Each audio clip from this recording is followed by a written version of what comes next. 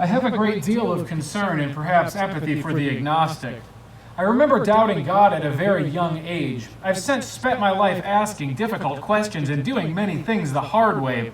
I behaved in a way that aligns with my personality, my temperament, and what I now understand to be my flawed human nature. Before developing in faith, I operated under the assumption that human nature was healthy overall, but that my own defects excluded me from some unseen standard of adequacy, or in other words, I didn't feel good enough. One compelling idea that I picked up from the Bible early in my research is that the world as well as human nature are deeply flawed automatically, and thus I am not alone in my insufficiency. This understanding allowed me to find love and sympathies toward people who I previously would have only been jealous of or annoyed with. The understanding that the world and its people exist in a fallen state alleviated my own self-centered assumption that I was somehow more sick than everyone around me. Throughout history, human beings don't appear to have achieved a perfect state or perfect circumstance, one with adequate quality of life for every citizen. Long before I found faith, my suspicion had been that no human system could make life fair, and that even if it could not simultaneously provide an adequate sense of meaning or duty, as it appears that human beings are built for hardship and adventure. But even if people had somehow managed both of those unfeasible feats, they would not be able to prevent freak accidents or non-compliance with complete 100% efficiency. As I presently understand, the Christian claim is that this type of life experience is possible, but reserved for those willing to seek assistance from the supernatural. When we examine the circumstance that we are already a part of, this life on earth, we can reasonably conclude that all bets are off. Anything can become of us. It appears that we are at the total and complete mercy of circumstance beyond our control. Throughout my life, I have consistently experienced this understanding alongside powerful fear that anything could happen to me now or in death. Is life a whimsical, carefree adventure, or is it more serious business? Should my focus be on my own enjoyment or service to others? Should those concerns be balanced? And if so, how do I prevent self-serving behavior from getting out of hand? What is at stake? Are we ever held truly accountable? It all depends upon who you ask. People tend to find evidence for the ideas they want validated. I talk a lot about the importance of building one's thinking by surrounding oneself with the highest quality ideas and solutions. But it's no secret that many of us don't want solutions because we don't want to change our behavior. For example, Paul Simon famously exclaims that a man hears what he wants to hear and disregards the rest. So the question becomes then, does a man want to hear truths or ideas which might interfere with his behavior? Perhaps he finds comfort in destructive behaviors such as drama or gossip, or perhaps he remedies the pain of living with pleasurable things to smoke and drink.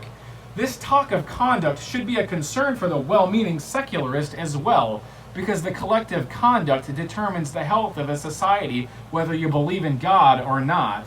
For example, people deeply indulged in hard drugs and alcohol are far less qualified to do sustained quality work for themselves or those suffering around them. So when more and more people in society are behaving that way, the bad behavior accelerates because it becomes accepted as normal. Then things break apart faster because there are more people creating problems and fewer people cleaning up after them. Perhaps the default mode of being these days is to do the minimum. We get our work over with so we can focus on hedonistic pursuits with little concern for charity or meaningful service, which does not immediately benefit our own purposes. It's been my experience that living this way appears to produce a most enjoyable life, but in reality leads to absolute misery and dissatisfaction.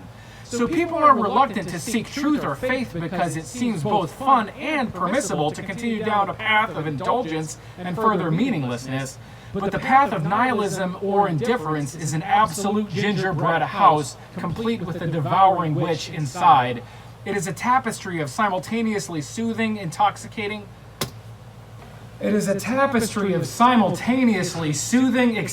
and intoxicating lies. The power of those lies is so tremendous and nasty that they somehow convince modern people that their indulgent, carefree lifestyle is morally correct, while the religious and duty-filled are cast as killjoys, squares, or bigots. So why do the things that feel good seem to make us less effective while diligent pursuits such as studies and exercise increase our usefulness? What is indicated by this?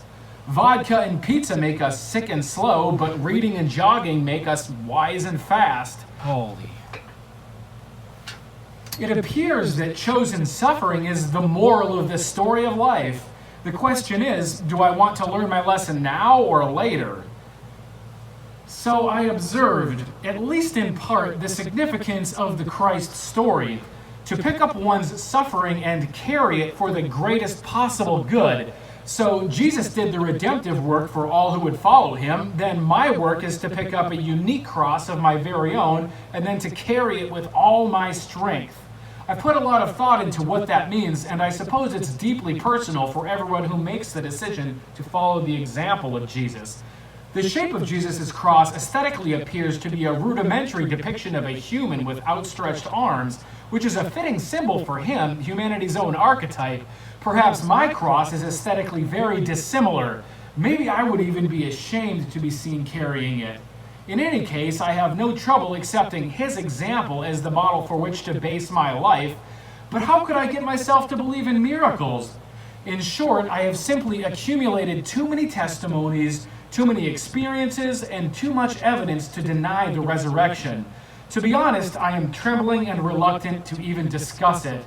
As I've said before, people tend to find evidence for the ideas they want validated, so in this case, I became more interested in reinforcing these ideas that produce results than my old ideas of meaninglessness that only perpetuate further indulgence and disorder. That has been an important decision, not an easy one. In my journey to comprehend greater meaning, I have spent an exhausting amount of diverse efforts and emotion. Biblical comprehension is a massive ambition. These are not silly little stories and are in fact quite the opposite. The scriptures are instructions for how to rebuild society when it all comes apart, as well as the most thorough explanation of our nature and the solutions to it. If you go looking, you will find that, as they say, the proof is in the pudding, that there is evidence of validity by the effect that the Christian worldview produces. Throughout most of my life, previous and perhaps even now, when discussing the appearance of our present reality, I would have made a case for the strange and bewildering, perhaps claiming that life itself seems to be a work of fiction, a dream or an illusion. I would and will also eagerly discuss the abundance of lies and misinformation that we as people have been bombarded with since early childhood. It's easy then to imagine my predicament of wavering uncertainty. You can easily understand why I would eventually grow to appreciate Jesus' command to build my thinking on the rock instead of shifting sands. That unturned stone which the builders overlooked was indeed most valuable.